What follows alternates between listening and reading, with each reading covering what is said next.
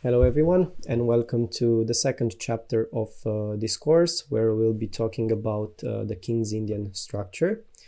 In my opinion, this is one of the most dynamic and strategically rich pawn formations in chess. It can appear from the King's Indian defense, some Sicilian variations, English variations, Reti, and so on. I divided this chapter into 6 parts, where I'm going to show you 6 different pawn formations that can appear in the King's Indian. And throughout this chapter, we'll be talking about tactical ideas and positional ideas that make, in my opinion, the King's Indian defense one of the most strategically rich battlegrounds in chess. In the first part of this chapter, we'll be talking about the structure that you are seeing right now on the board, the structure with an open C file that mostly appears after black breaks with C7, C6, and there is a trade on D5. Basically, this is the main point of interest, the fact that the C file is open. Due to his space advantage, White definitely has the upper hand when trying to win the control of the C file. White definitely would like to occupy the 7th rank with the rook and try to attack Black's position. In the meantime, generally Black fights for the control of the C file while trying to create his own counterplay on the other side of the board. But we'll see that there are different plans as well. For example, White can try to attack on the king side to use a pawn storm against Black's king, and as well as on the other hand, Black can create his own play on the queen side. So, speaking about the plans for both sides, starting with White, as I said, he would like to control the C file and get to the C7 square. That's the main plan. Connected to this plan is advancing the A and B pawns, especially the A pawn. So he would like to play A4, A5, and even A6 if possible, because eliminating this pawn will definitely create an outpost on C6. If, for example, White plays A4, A5, and Black responds with A6, suddenly B6 will be available, and also White can continue with B4, B5, trying to open up the B file. And of course, if White plays A4 and Black responds with A5, we have an outpost on B5 right now. Definitely, if Black starts pushing his B pawn, he's going to have issues with the C6 square. For example, in some positions, we'll see that Black pushes B5 in order to gain some space and create counterplay on that side of the board. Generally speaking, this is a playable idea, but sometimes it can backfire, and we are going to see what can happen in one of the examples. As I said, White can play on the king side as well. We are going to see a couple of examples where White uses his pawn storm on the king side to attack the enemy's king. And when speaking about Black's plans, as I said, Black also wants to attack on the queen side if possible, but the rate of success is definitely lower than White's chances. He will also try to play on the king side by playing f5, where there are going to be two options. He either takes on e4 or he pushes f4. In some other formations, we'll see that the typical plan for black is to play f5, f4, g5, h5, g4, and so on. But in this case, with the open c file, the fact that there is this open file on the board, this makes the game more dynamic. And our attack requires more speed to have success. So if we start pushing f5, f4, g5, this might be too slow. In the meantime, white can create a very powerful attack on the queen side. So if white's attack is too slow, we can consider playing f5, f4, g5, and so on. But otherwise, if white's queenside attack is moving fast, then we need to play f5, take on e4, and try to play in a dynamic way with our pieces. All right, and speaking about the queenside, black generally plays a5 to prevent white from playing b4. He would like to maneuver a knight to c5, something like knight a6, knight to c5, or knight d7, knight to c5. If possible, he will also play a5, a4, because in that case, maybe the queen can step up to a5 to support b5, b4, and so on. We are going to see a plan like this in one of the examples. And also, speaking about the bishop from g7, which is going to be one of the main point of discussions in this chapter, we can find different ways to use our bishop from g7, which at the moment is blocked by our own pawn. We can try to play bishop f6, bishop to g5, trying to trade off white's strong bishop, which generally stays on e3. Or we can try the bishop f6, bishop d8, bishop b6 maneuver to activate the bishop on this diagonal. So these are the main plans, and now we can start seeing some games.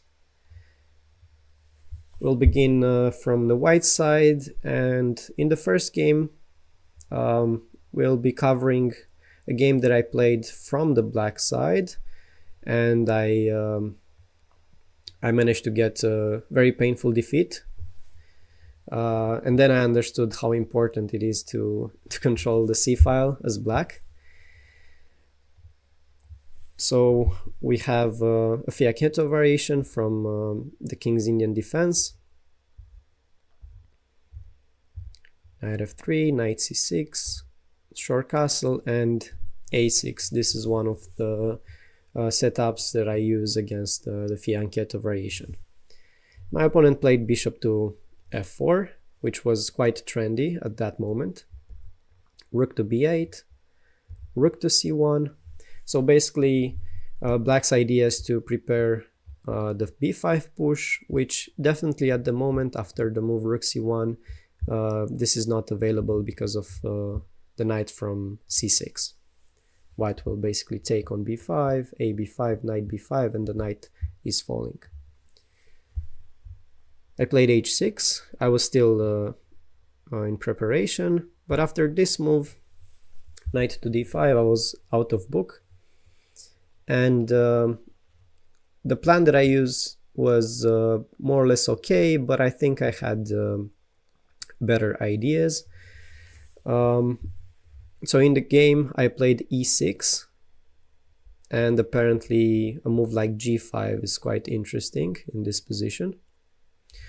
Definitely taking on d5 is inferior because white will take on d5. There are problems with this knight, and the c7 pawn will be a very important target. And it's not easy for black to deal with this. If, for example, black plays knight to b4. White can play, for example, queen b3, and then once the knight goes to a6, definitely the pawn on c7 is now quite well protected, but white has other ideas such as e4 and later on even e5.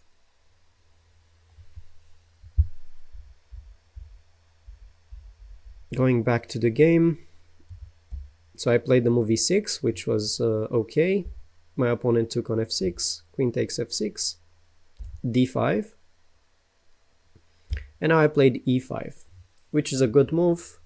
I'm creating counterplay on the bishop from f4, and I'm gaining some space as well as opening my bishop from c8. My opponent played bishop to d2, and here I had an important decision to make, and I took the wrong decision. So I was thinking whether to play knight to d4 or to retreat the knight to e7. In that game I was higher rated than my opponent, and I thought that maybe if I play knight to d4, even though it looks better, I felt like this position wouldn't offer me good options to play for an advantage, to play for a win. But an advice that I'd like to give you is that most of the times you need to play the position, not the opponent. So even though you play against someone that you're higher rated than, you still need to play or try to play the best moves in the position. So avoid playing weaker moves, because the opponent can still do well, and as you'll see, my opponent did pretty well in the game. So I play knight e7, e4, g5, and now c5. White will take on d6, and he's going to have an open c-file. Queen to g6, c takes d6, c takes d6. Well, I definitely calculated up to this point, and I thought that, okay, he has the c-file, but on the other hand, I don't necessarily see a way that White can create enough pressure on the c-file in order to be in a dangerous situation. And also I thought that my queen on g6 is creating pressure on e4. I can maybe play f5 and activate my bishop from c8, and my weakness from d6 is well protected at the moment. But I misjudged this position, and in fact White is much better. The best move was rook to c7, but my opponent played queen to c2, which I think it's also fine. But this gave me an option for a counterattack. I played the bishop to g4, queen to c7, queen to f6. And after bishop b4, here there was a very crucial moment that I misplayed. So definitely my opponent is sacrificing the knight from f3, but he's attacking the knight from e7 and the weakness from d6. In this position, the best thing that I could have done was to take on f3, and apparently this would have given me a way to survive this position. I played rook to d8, which is bad. I was trying to defend the d6 pawn, but the queen on c7 is very powerful right now. I had to take on f3, bishop takes, queen takes. Now if queen e7, black can take on e4, and then the d5 pawn might fall as well. Bishop to d6, and now knight to g6. And I thought this is looking quite weird, because my opponent can take on 8, and then he can start pushing the d pawn. But actually in this position I have a move that saves the game, which is the move knight to f4, which in fact is not that difficult to be found. Knight f4, and this leads to perpetual after gf4, queen g4.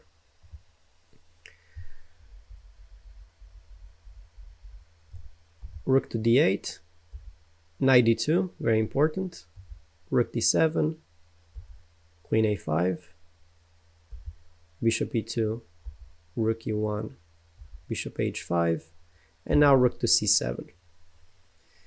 And at this point, objectively speaking, white is almost winning. Rook c7, queen c7, rook c8, my opponent took on b7, and one final mistake, rook c2, that led to the bishop to c3. So yeah, it was a very poor performance from my side, on the black side, but what I wanted to show you with this example is the importance of the c file. So let's see the next example where something similar will happen. This is a game played between two international masters. We have once again the fianchetto variation. This time with c6 instead of the knight c6 line. Bishop f5, knight g5, e5, d5, e4. And here black played the move b5. White took on b5, c takes b5, and yeah, right now definitely white cannot take on b5 because of queen b6. So he played bishop e3, and now bishop to a6. So we have the structure with e4, d5 against d6, e5. We have the open c file. And what's important to notice is that black has managed to advance his a and b pawns. This, of course, provides space, but at the same time, there are some uncovered squares left behind, especially the c6 square. So at the moment, there is definitely a threat with b5, b4 to win a piece. So white played the move rook to f2. So this is a multi-purpose move. He defends against the b4 threat, and at the same time he prepares the rook maneuver to the c file. Knight to d7, bishop to f1, very important move as well. The bishop from g2 wasn't doing much there. Queen to b8, and now queen to b3. White is developing his pieces while creating pressure on b5. His aim is to provoke the advance of the b pawn, and in case that happens, he will try to use the light squares in his favor. If something like a4 happens, now there are definitely issues with the dark squares. White can play queen to b4, attacking the d6 weakness, as well as continuing the pressure on the b5 weakness. So there are no other choices than to push the b pawn. So pawn to b4, and now white took on a6, black took with the rook, and knight to a4. Rook c8, and after rook c2, white is ready to gain the control of the c file. He will play rook to c1 next, and as we can see, once the light square bishop has disappeared, there will be problems on the c6 square. Black played bishop to f8. Of course, if rook takes c2, we just capture with a queen, then we play rook c1, and that's it. Bishop f8. And now You can pause the video if you want to. There is a nice tactical idea as well as positional idea for white to improve his chances. And the best move in this position is rook to c6. This is a nice move using the outpost on the open file. Black is unable to capture on c6 because after he takes, there is d takes c6, and there is a double attack on d7 and f7, which will definitely lead to huge advantage for white. He played queen to b7, rook to c1, knight to c5, takes, and rook to c5. Another nice tactical idea. If black captures with the bishop, there will be knight takes c5, winning the rook from a6. Rook c6, rook c6. Once again, if black captures on c6, d takes c6 will be double attack on the queen and on f7. h6. And now, once again, white found a really nice idea. Definitely, if the knight steps back on h3, black will capture on c6 twice, winning a pawn. So white had to find another way to deal with this threat, and he played the move queen to c4. Once again, a counterattack. Rook takes c6, pawn takes c6, queen a7. Apparently, black is winning a piece after the king moves, but black cannot take on g5 because the c pawn is too quick and too powerful. Bishop d6 was played, and now another nice tactical idea, knight to e6. Supporting the advance of the c pawn, as well as trying to create weaknesses in his opponent's position. If pawn takes on e6, queen takes e6, winning a pawn because the bishop is falling. Knight to e8, knight c5, knight c7, king f1, king f8, knight b7, king e7, takes, queen f7. Right now, black can take the c6 pawn, but he will lose the king side pawns.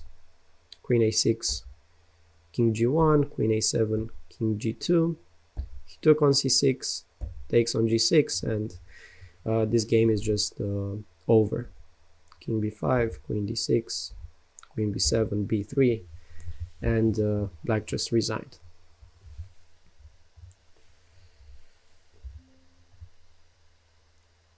All right. The next game will be about another queenside attack from white side. We have a game played by Kasparov. Another variation this time, the classical, with knight bd7, short castle e5, queen c2, c6, rook d1, queen c7, d5, takes, and once again we've reached the structure. Knight c5. Now there is a trap. If white plays b4, black can take on e4 and win the pawn because of the pin on the c file, so should be careful about this. Knight to b5 was played by white, queen e7, and now knight to d2 to protect the e4 pawn. a6, knight c3, and b5. Once again, black is gaining space, but as we have seen in the previous game, this pawn push also causes the creation of weaknesses in his own camp. Definitely, once again, c6 is is a big weakness. White played b4, kicking the knight away from c5, knight b7, and now a4. After the move a4, black is forced to capture, otherwise he's losing a pawn. But after he captures on a4, he's very likely that the a6 pawn is not going to survive. Rook to a4, a5 was played, and now knight to c4. He's taking advantage of the fact that the a pawn is pinned at the moment. Queen to c7, knight to b5, queen to d8, and now he's activating his last piece. He played bishop to e3, preparing threats like bishop to b6 or knight to b6. Rook a6 was played, rook a1, bishop to d7, and now knight takes a5. He simply won the pawn. Many trades happened, and the result is that white is a pawn up. He has a much better position, he has a strong pass pawn, and in just 2 moves black gave up. a6, followed by bishop c6, a7, a8, and that's it.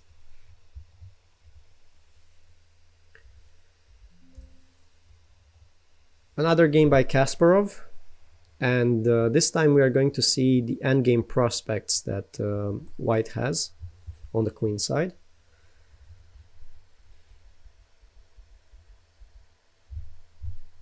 Another move order, but soon we'll get to the position of interest. Queen d2, takes, and here black decided to play e5. White played a4, once again a typical idea.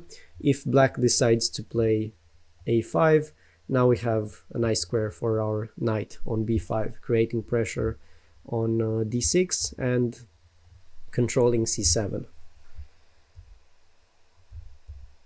a6 was played, a5, and now we can think of ideas like bishop e3, bishop b6, or knight a4, knight b6.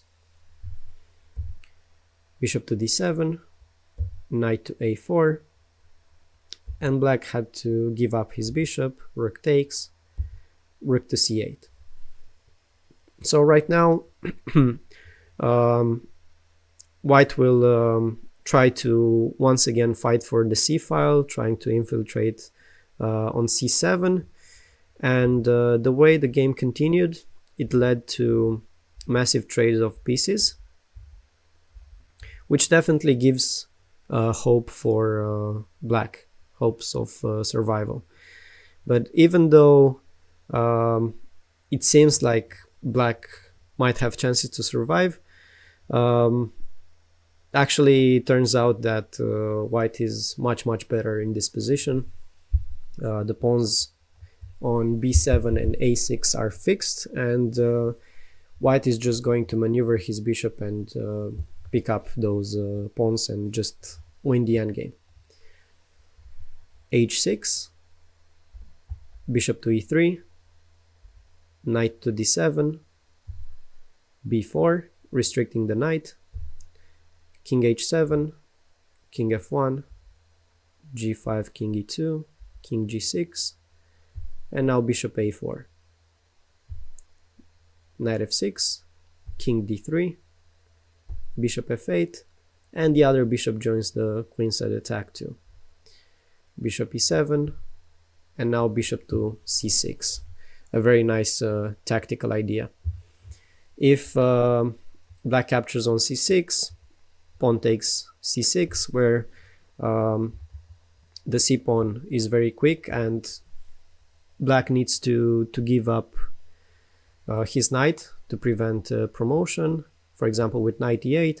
But even here white can play something like b5 and just use the other pawn to promote. So this is just game over.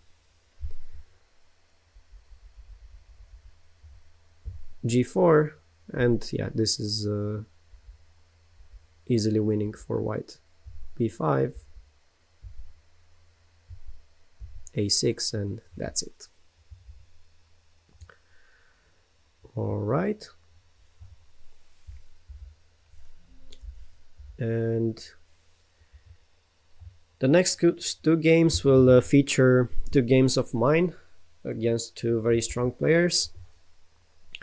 I was from black side, and my opponents did very well in this structure.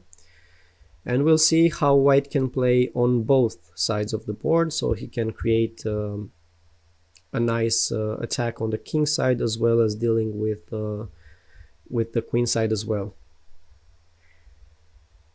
So we have another variation of the King's Indian defense.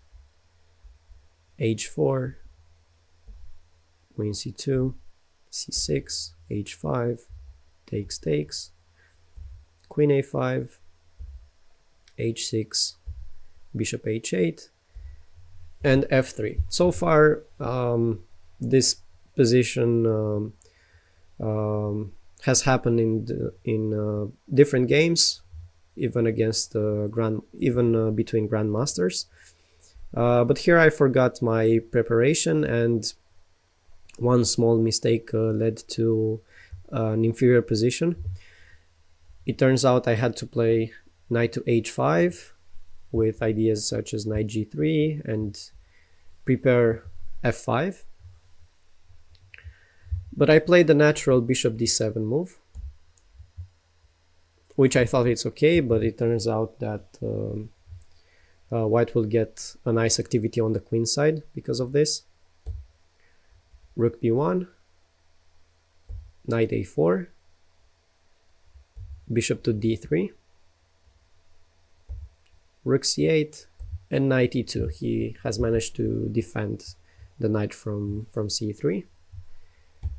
b5, and now I missed white's idea that was very powerful, and the resulting position was, in my opinion, very superior from white's side.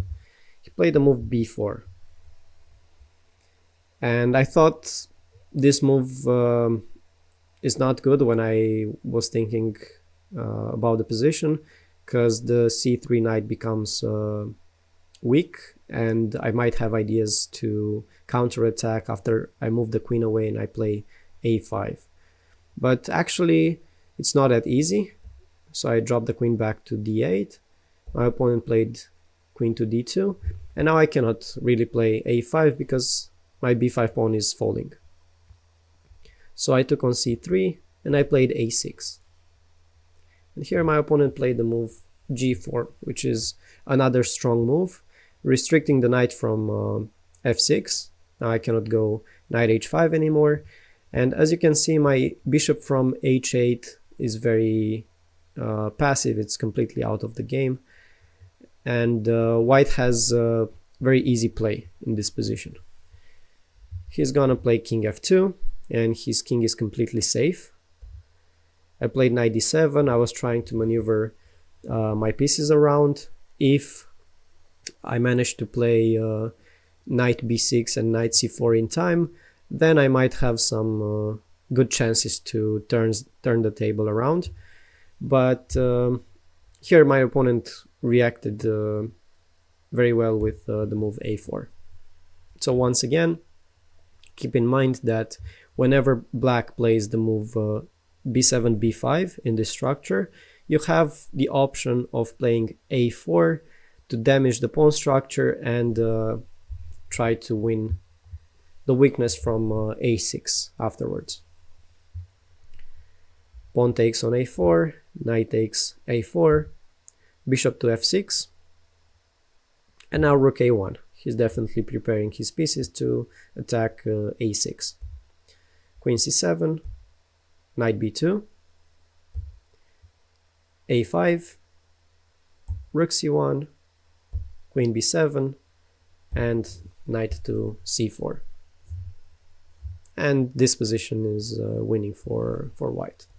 I took on b4, he took on b4, a takes b4, knight d6, check, rook b8, and now takes, knight e8, rook takes, bishop b5, and simply because of the pawn on h6, there are also mating ideas on the back rank.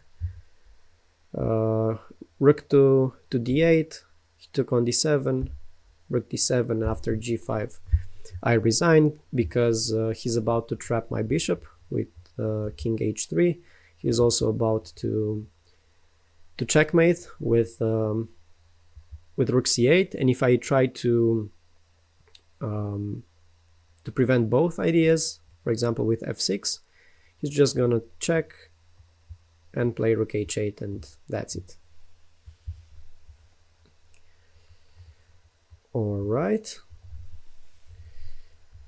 And another example where I was once again from black side, and my opponent managed to get a winning position out of the early middle game because I've made some inaccuracies in the opening.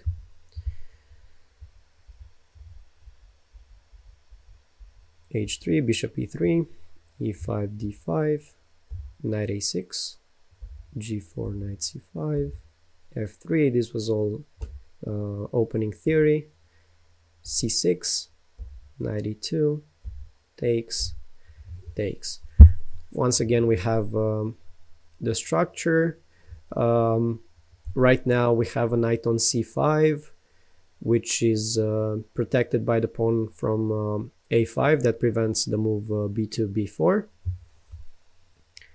Bishop to d7, knight to g3, a4. As I said, one of black's ideas to play a5, a4 to clear the a5 square for the queen and then support the b5, b4 push. h4, queen a5, h5. I wasn't that worried about white's attack on the king side at first because generally speaking this structure is quite solid, and for example if he captures on g6 I will just capture with the f pawn, and it's very difficult for white to open the position. Then I can play rook f7 and defend the 7th rank, and I have good chances to prevent all the threats on the king side, and in the meantime to focus on my queen side play. But you'll see that white has some maybe unexpected tactical ideas that can appear in this position.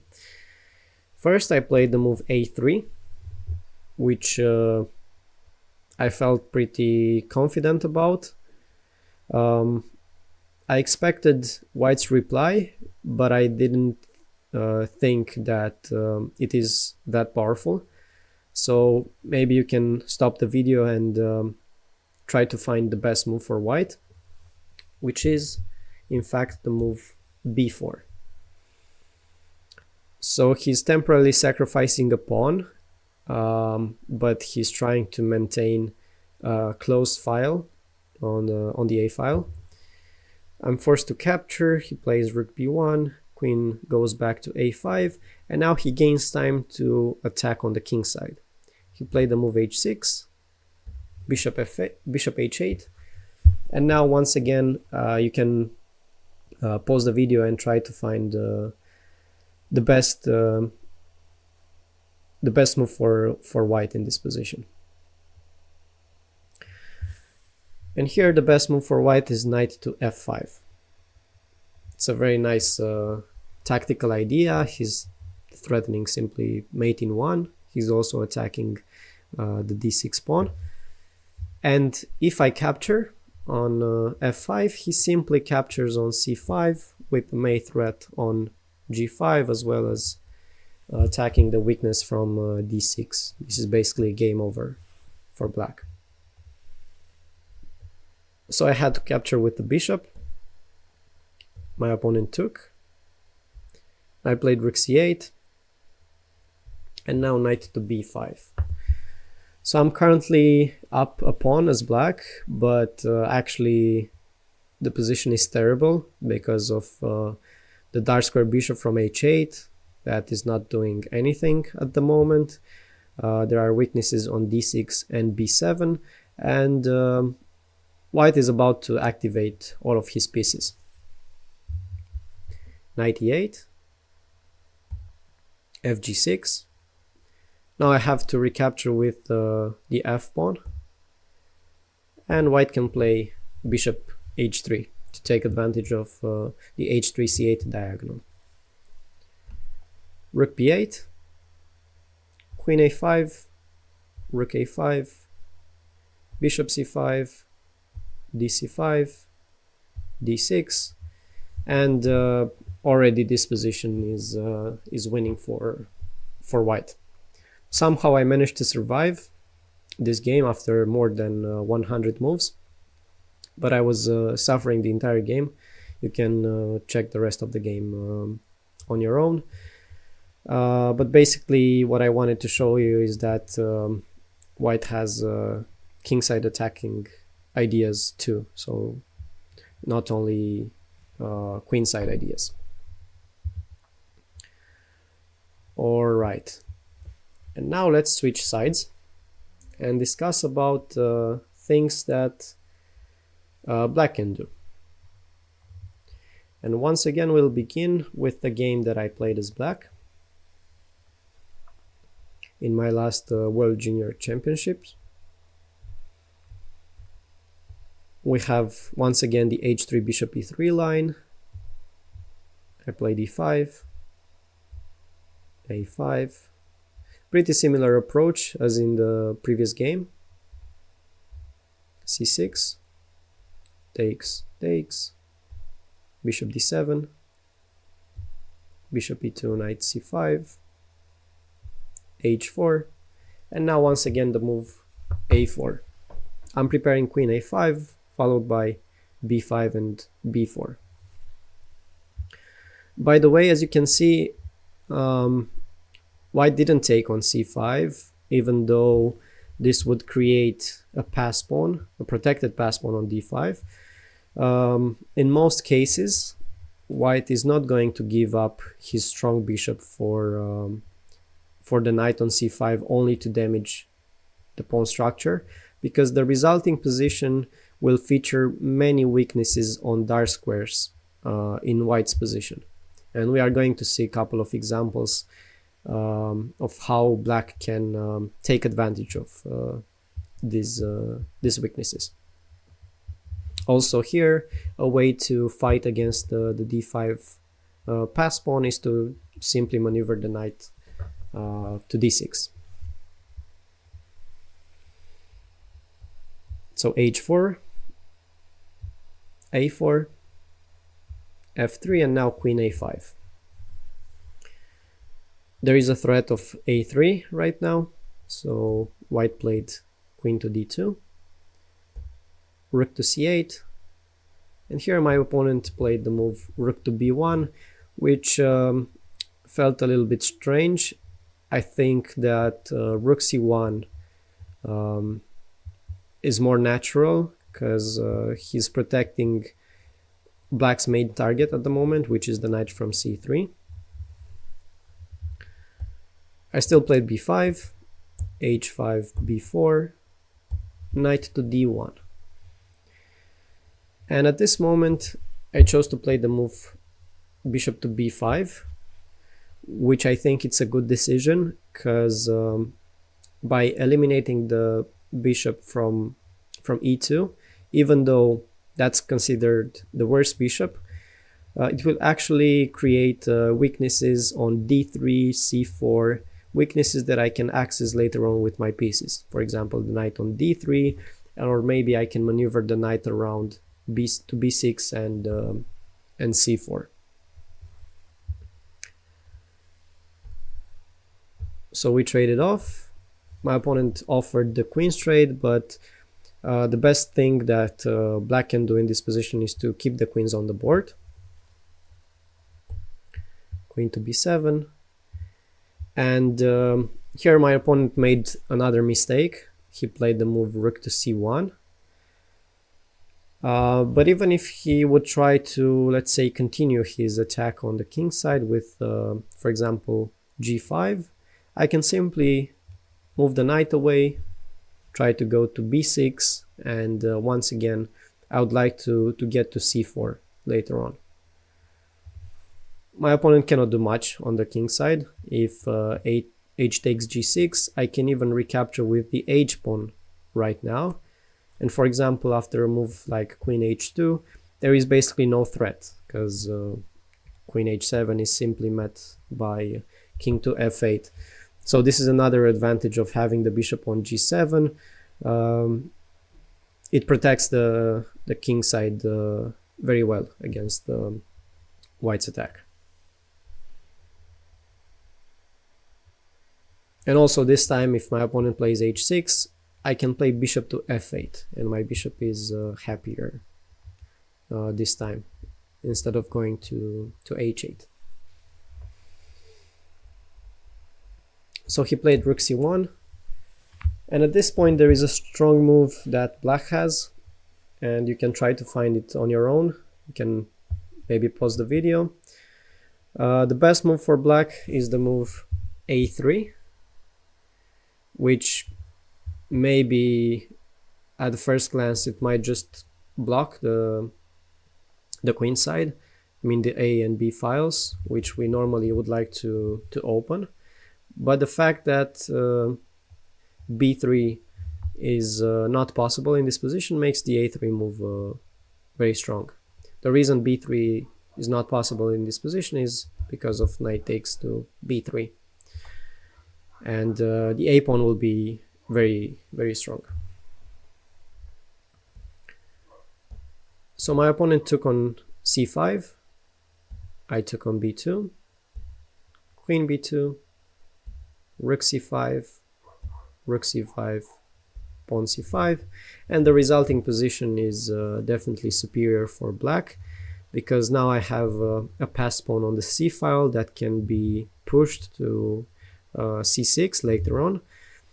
There is a weakness on a2 that black can easily attack, and white is lacking coordination for his pieces. He played g5, and my knight went to e8. Knight e3, rook a3, queen e2, queen a7, rook h2, and now knight to d6. Rook f2, and at this point I started making mistakes. I managed to lose my advantage after a couple of inaccuracies, and the game ended in a draw eventually. But at this point I had a good opportunity to win the game, or at least to improve my chances. And I had to play the move c4, which maybe at first it seems that it doesn't work. It actually works, because if white takes on c4 twice, there is this strong move, b3. And white cannot recapture with the pawn, because there is rook a1, king e2, and then rook a2 winning the rook. So if it doesn't take, my pawn is going to be pushed. I can also play b3, not only c3. And I'm also threatening the knight from e3. So white doesn't have much to do in this position. Even something like rook c3 wins in this position, like knight d6, check, rook a1, and white has no way to defend.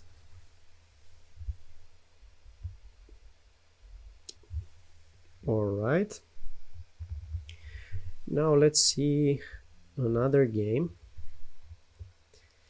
This game was played between two very strong players from America, Lenderman with the white pieces and Fabiano Caruana with the black pieces.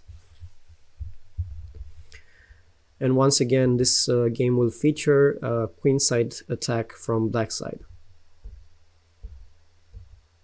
We have a fianchetto variation with c6 and bishop f5, knight g5, e5, d5, a5.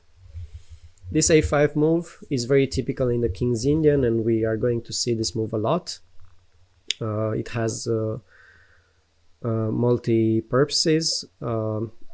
It gains space, first of all. It controls the b4 pawn, and by doing this, the maneuver knight a6, c5, or knight d7, c5 is easier to be achieved because black doesn't need to be concerned about allowing white to play b2, b4 and kick the knight away from c5. e4 by white, bishop to c8, h3, takes on d5, takes on d5, and now knight to a6. So we reach the position of interest where black is going to quickly fight for the control of the c-file. Bishop to e3, bishop to d7, and white decided to play e4 to prevent black from playing b7, b5. By doing this, he's definitely weakening the b4 square that white can take advantage of. But black played rook c8 first, and now white decided to retreat with the knight to f3. But this move is slightly inaccurate, and it gives black an interesting choice, which is in fact the best thing that black can do in this position, which is to sacrifice the exchange on c3. Knight takes e4, he has a pawn for an exchange, and now not only he has targets on c3 and a4, but once the pawn from e4 has disappeared, there are good chances that our bishop from g7 will become active later on. So black definitely has compensation, maybe it has even more than compensation. Queen to c2, and now black played the move knight to c5. He's clearing the e4 square. He is considering an e5, e4 push later on. He's also preparing maybe a move like bishop to f5. And at the same time, he's improving the attack on the a4 weakness. Knight to d2, queen to c7, rook to a3, and now he played the move f5, which is a typical move in the King's Indian. At the moment, black can consider even playing the move f4, trying to gain space and create a kingside play. White played f4 himself, but by playing f4, apart from defending against the f5, a4 push, he's creating some weaknesses on the dark squares. Now the bishop from e3 is no longer protected, for example. Rook e8, pawn takes e5, and now we definitely recapture with the bishop. Not with the pawn, even though by capturing the pawn we keep our structure connected. But if we capture with the pawn, the d5 white pawn will definitely offer counterplay for white. So bishop takes e5, bishop f2, and now b5. Another good move. By playing b5, of course he's threatening to win the pawn on a4, which makes white more or less forced to capture on b5. And after bishop takes b5, black has managed to activate his light square bishop that can get to d3 later on. or support the knight to go to d3. Rook a1, and now he played this move, knight d3. If rook to a5, there is a problem with the bishop from f2, and for example, one of the ideas that black has in this position is to capture on f2, and if king takes f2, black has bishop to d4, taking advantage of the pin on the c file. Also, there are problems with the c3 pawn, so black can consider capturing on c3 as well. For example, queen takes c3. Queen to b1, and now knight to b4, a very interesting idea. Rook a5, queen takes, bishop to e3, and now bishop to d4. Takes, takes, king h2. He still ignores the fact that white is attacking the bishop from b5. He played the move f4, g4, rook e2, threatening to capture on g2, or to play f3 and queen f4, or to play queen f2. There are many threats ongoing. Rook a8, bishop e8, queen to g1. White managed to defend pretty well against black's threats. Queen b2, knight f3, and he played the move king to f8. Rook a7, h6, rook b7, knight e5, king h1, takes, takes, rook e5. Even though objectively speaking white can defend this position, this is definitely quite unpleasant to play here as white, because there are many threats happening. Now after rook e5, for example, a threat is to play queen c3, attacking the bishop and preparing rook to e1. Rook c8 was played, queen d2, rook c1, and rook e3.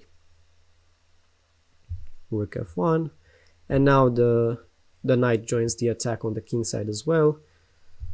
Queen g2, queen c3, g5, knight e5, bishop f7. He's preparing to push f3 at some point. Rook c1, queen d4, rook d1, knight d3, threatening knight f2, rook d2, king g7, h4, and now queen c4. Rook d1, knight e5, takes, takes. Even though white managed to open the h file, black's king side is completely safe. Queen c3, knight g4, and now queen c8, and the game is simply over. Queen a1, check, and black managed to win the white queen. So another interesting idea with an exchange sacrifice on c3 that can show how powerful black's queenside pressure can get, even though he has less space on that side of the board.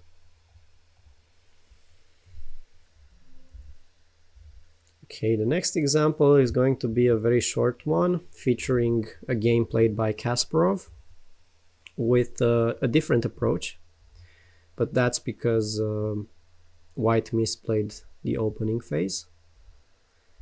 The h3 line with bishop g5, a rare variation from white side. Bishop d3, e5, d5. Black is not rushing to capture on d5. He played the move knight to a6. Every time we see the d4, d5 push, we should think about occupying or at least controlling the c5 square. a3, knight c5, bishop c2, and now he took on d5, and strangely white decided to capture with the knight on d5. Generally speaking, when this happens, we can see that maybe the d6 pawn can become a target, but actually by giving up the e6 square, black has different ideas to use that square, for example, as we'll see in the game with knight e6, threatening to go to d4. Bishop back to e3, and now knight d5, c d5, and knight to f4. A very strong move. Once again, black is happy if white captures the knight and gives up his good bishop. Then we'll have a nice open diagonal for our bishop from g7. We are also threatening to capture on g2, and a move like g3 doesn't help because once again we play knight g2 and we are going to exchange white's dark square bishop. Queen f3. And now, even though white is threatening to capture the knight from f4 and maybe later on to win a pawn on f4, we'll see in all these King's Indian formations that black is willing to sacrifice a pawn just to get rid of white's dark square bishop and activate his own bishop from g7. Black played f5, takes, bishop takes, bishop takes, rook takes, bishop on f4, rook f4, queen b3, and definitely we see that white is way behind in development, and black managed to convert this advantage pretty comfortably. e4, bishop d4, queen a6, and white just resigned because the capture on f3 is unstoppable. All right. And another example, again featuring a game played by Kasparov, this time against Kamsky. We have the Semish variation, bishop e3, e5, d5. Kasparov used to use this variation a lot with e5 and c6, takes, a6, bishop d3, and now the move knight to h5. He wants to go to f4, and as I said in the previous game, black sometimes sacrifices a pawn just to get rid of white's dark square bishop and open his own bishop from g7. The correct move for white was knight to e2 to prevent the knight from getting to f4, but in the game white just played g4, which is a mistake, allowing knight f4, bishop to c2, and now simply b5. Queen f2. He cannot even play knight e2 right now because of knight g2 winning once again the bishop from e3. So that's why he started with queen f2, which definitely makes him lose some tempi. Knight d7, knight e2, b4. Black is definitely ahead.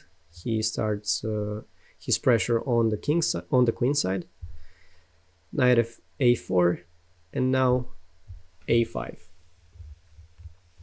He doesn't care about losing a pawn on f4 because he's about to open his bishop from g7. This is what actually happened. Takes on f4, takes, bishop takes, and now knight to e5. So right now he has a monster of a bishop on g7 that creates a lot of pressure on this long diagonal. He has an active knight on e5, and he's about to play bishop a6, rook c8, and just try to use all the weaknesses that white has in his position. White played long castle, which might be a bit surprising. Black continued with knight c4, which creates the threat of queen to f6, bishop e3, and definitely black is happy to take the dark square bishop, even though he's once again down a pawn. Queen takes, and now rook b8. Suddenly the knight from a4 is lacking squares. Black is preparing things like bishop d7, queen e8, trying to provoke white to play b3, so there are more weaknesses appearing on the queen side. Bishop b3, bishop d7, king b1, queen e8, knight b6, only move, and now bishop to b5. Rook d2, a4, and rook b7. An interesting idea because he is about to trap the knight once again. e5, and black played b3. Takes, takes, bishop takes, queen b8. He needs to retreat the knight, takes, takes, and now bishop e5. Black is still down a pawn, but the pressure on the queen side is too much for white to handle. Queen e2, queen a7, rook c1, rook a8, b3, bishop f4, and the game is just over. We see the superiority of the black bishop and the complex of weak squares in white's camp. Queen c5, rook e3, rook a2, king d1, and rook f3. Takes, takes, and that's it. White resigned. So this is about the structure with the open c file. You can see that even though the main plans for white belong to the queen side attack, we saw that there are ideas on the king side as well to attack the black's king, and as well as, even though black generally plays on the king side, we can see that he can attack on the queen side as well. So there are definitely prospects for black to get a superior position on the queen side, even though on that side of the board he's generally lacking space.